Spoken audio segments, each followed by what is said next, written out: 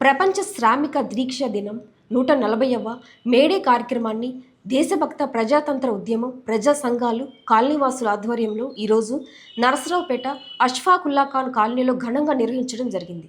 ఈ కార్యక్రమానికి పీడీఎం రాష్ట్ర కార్యదర్శి జి రామకృష్ణ అధ్యక్షత వహించగా జిల్లా కార్యదర్శి షేక్ మస్తాన్ వలి మేడే జెండాను ఆవిష్కరించడం జరిగింది.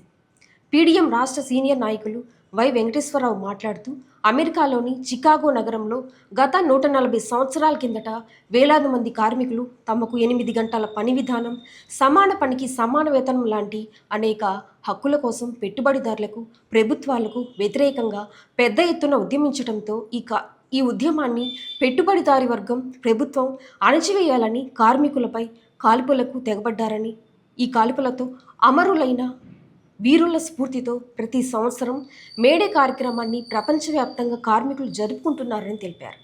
మేడే కార్యక్రమాన్ని ఈరోజు మనం నర్సాపేట పట్టణంలోని అష్ఫాకుల్లా ఖాన్ కాలనీలో ప్రతి సంవత్సరం లాగానే ఆ వీరులను స్మరించుకుంటూ ఇక్కడ కార్యక్రమం ఏర్పాటు చేసుకున్నాం.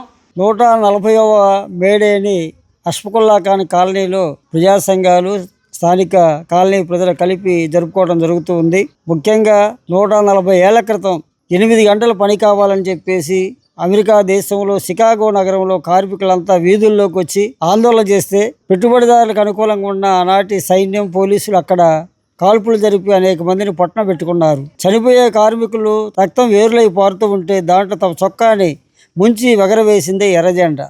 ఎర్రజెండా అనేటువంటిది కార్మికుల రక్తంతో తడిసిన జెండా. ఈ రోజుకి 140 ఏళ్ల క్రితం ఎర్రజెండా పుట్టింది. కాబట్టి ఎర్రజెండా సంబంధించినటువంటిది ఈ రోజున ప్రపంచవ్యాప్తంగా అందరూ జరుపుతూ ఉన్నారు. కానీ ఎర్రజెండా అనేటువంటి దేనికోసం వచ్చిందంటే హక్కుల కోసం. 8 గంటల పనిదినం ఈ రోజున 12 గంటల పనిదినంగా మారింది. అలాగే కార్మిక హక్కులు, చట్టాలు పోరాడి అనేకం సాధించుకుంటే ఈ రోజున 4 లేబర్ కోడ్లుగా మార్చింది కేంద్ర ప్రభుత్వం.